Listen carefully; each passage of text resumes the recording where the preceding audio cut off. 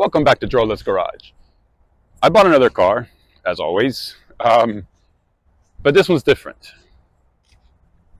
Check it out. And I say it's different only because this is the second time I've owned this car. I had this car before. I bought it originally a couple years ago, I guess it was. And if you guys remember, I did a video series on a car that I called the Brown Bomber. Well, I traded this car for the Brown Bomber, and now I got it back. At that time when I had this car, I wasn't making videos, so I don't recall at least having made a video on this car. As you see, I'm in a different spot.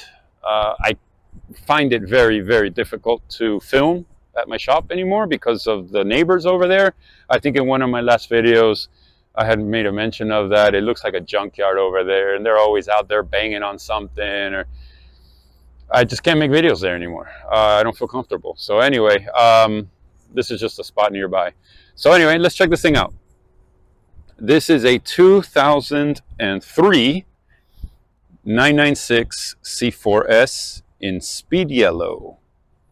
It is in really good shape, actually. It's got HRE wheels on it that came off of a GT2.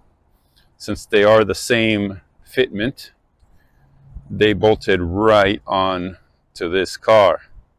It's a beautiful car. So when I had the car originally, it had a GT2 spoiler on it, and it has some really ugly wheels. So my buddy that I traded the car to, he put these HRE wheels, and I had given him the original deck lid, the spoiler for it, and he put that on. I don't know what he did with the other one. I might as well just have thrown it in the trash. So, that spoiler doesn't work. I mean, if I hook power to it up directly, it does, but it just doesn't work by itself. So I just leave it alone. I don't really care. Those spoilers are pretty much of not much function anyway on these cars, so it doesn't really matter. What else can I tell you? Oh, when I had the car before, it had a lot of clear coat issues. Like I remember, I'm going to see if I can find some pictures of it from before, but I remember like all of this here, the roof, I don't remember if the bumper too, but anyway, it had a lot of clear coat issues. So he gave it a complete windows out paint job, and it actually came out really nice. He did tell me they used like 4 coats of clear, and they never even buffed it. So there's a lot to still that could still be done on that paint, although it looks great as it is, so I would just leave it alone. But it came out great. Since he did the windows out, there's not a bunch of overspray on all the seals and everything, so it looks good. Another thing that happened was he called me one day. He said, "Hey man, you got any sport seats?" So as a matter of fact, I happen to have a set of sport seats. So he bought from me these hardback sport seats, which actually came out of a Boxster, probably one of the flood Boxsters that I bought. And he took the seats and had the backs painted to match the car. And at the same time, he also did the center console. So this car was not originally spec'd like that. It had regular comfort seats with the memory.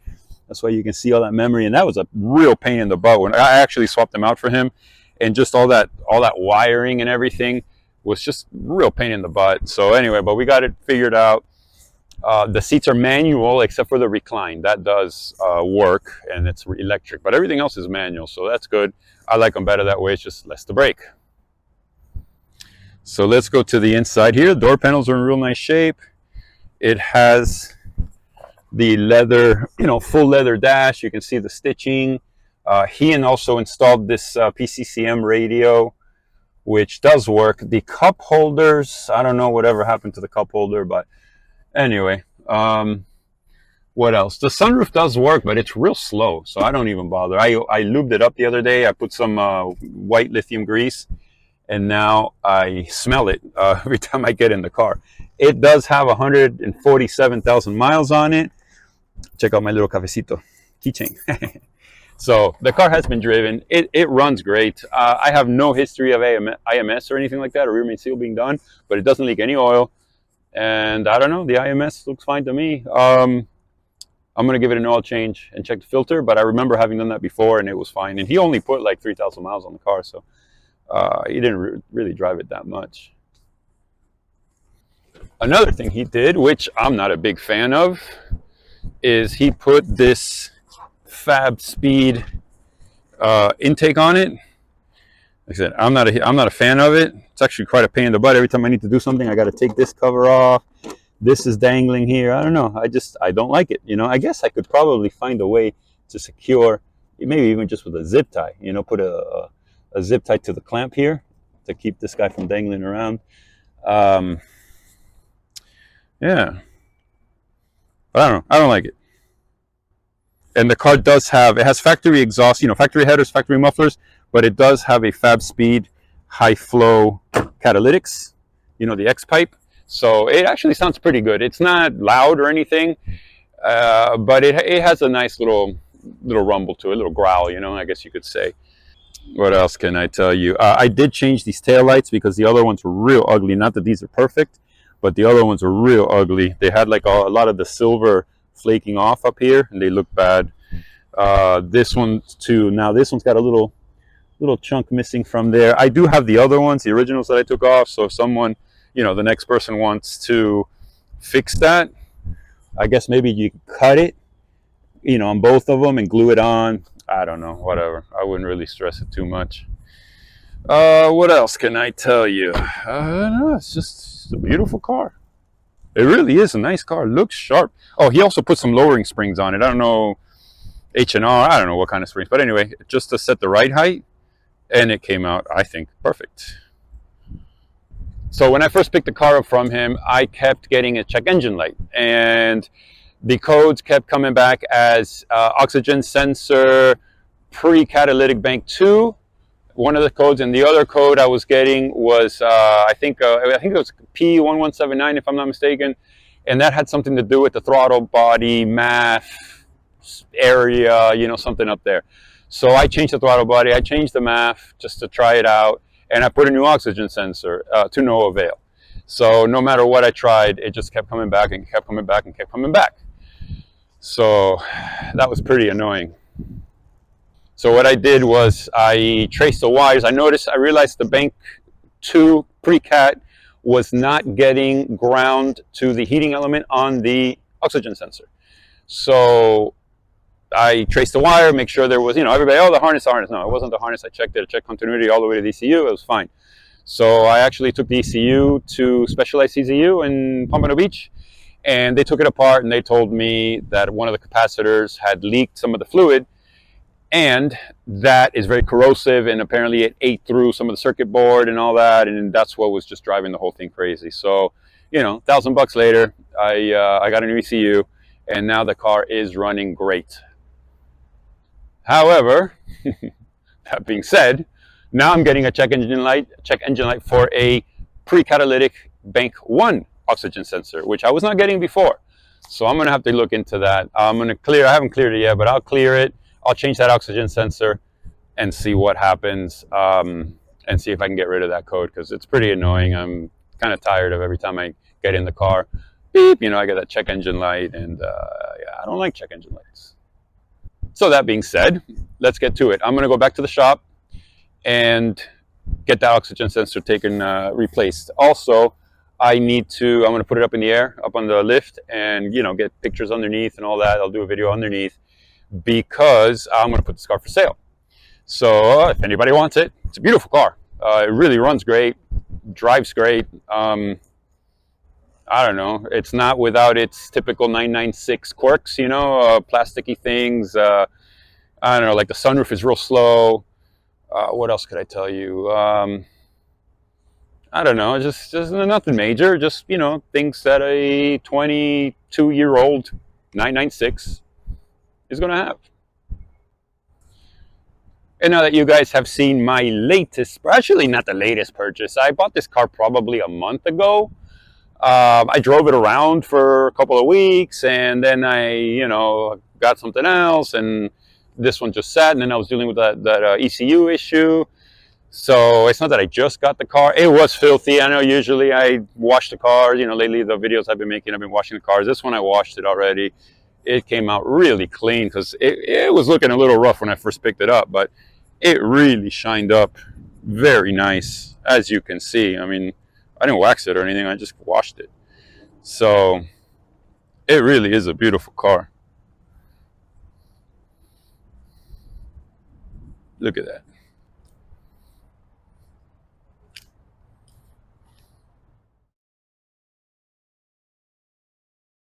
Now I'm back at the shop, and so that you guys can see what I'm talking about when I'm referencing next door.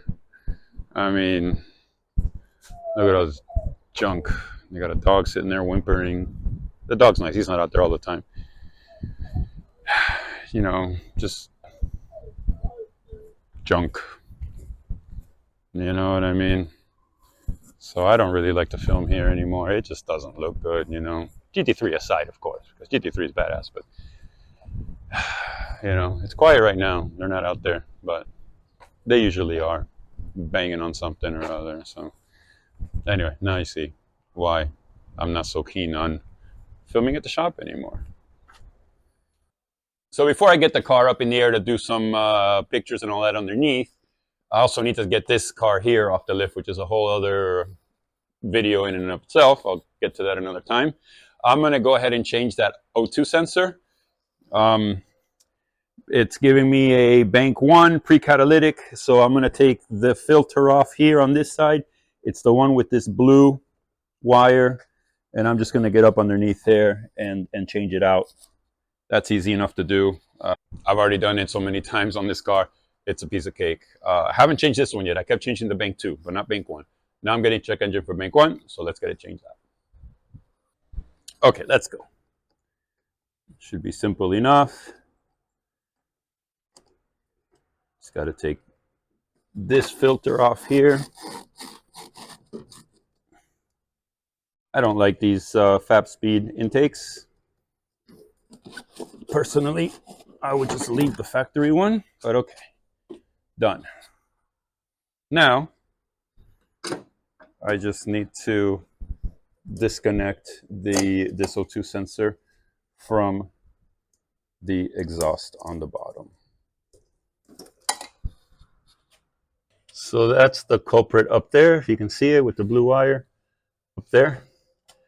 So I'm going to go ahead and get that guy pulled out. And I have another one here that was new until I installed it into this car on the other side. It only has maybe 100 miles on it. So I'm going to put this one on this side.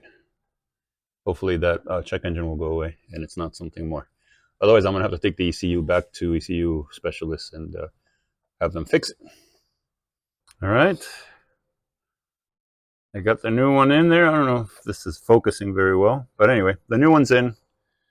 Now let's clear the code and see what happens. Okay, so let's see here. Okay. Porsche. Let's see, 996. DME should be oxygen sensor ahead of cat converter bank 1. Okay, so that's the one I just changed. So let's clear it and see if it comes back. All right. Okay. And as of right now, no check engine. Let's see if I go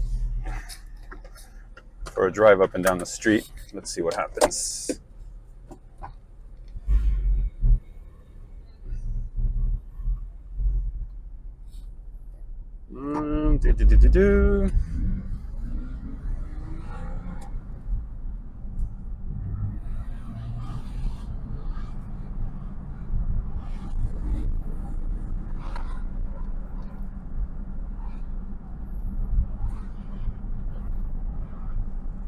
All right, so far so good. No check engine. All right.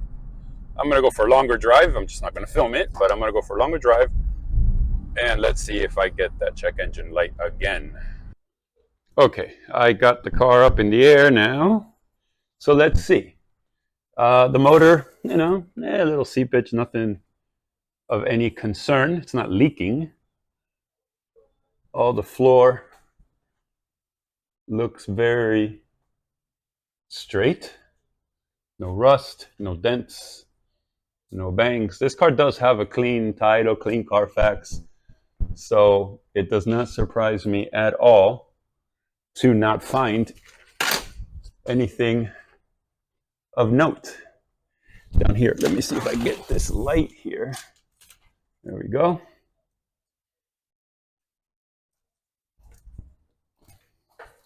Yeah, bumper looks like it maybe has seen better days, at least underneath there, but whatever. It's not a big deal. But otherwise, yeah, it's all solid down here. Nothing at all to raise any concerns whatsoever. There's that high flow cat fab speed thing I had mentioned before. Otherwise, the exhaust is stock. Yeah, it looks good down here. All right, let's get the car down on the ground. Oh, and one more thing. Check out the t-shirt I had made. Powered by Cafecito. I don't know. Some people have asked me for more of these. I don't know if I should get some more made. I don't know. What do you guys think? Would you buy them if I made them? And get some merch going? So let me know in the comments. So yeah, now that you guys have seen it, I guess I'll just wrap up the video here. I don't know. It's going to be for sale. If I don't get this video posted up before, I get it sold or posted up, then I guess I won't put a link. But if you see a link in the description, that'll be the link to the sale of this car. So I guess that's about it. As always, follow me on Instagram, Drola's Garage or Drola964. And thank you for watching. Like, subscribe.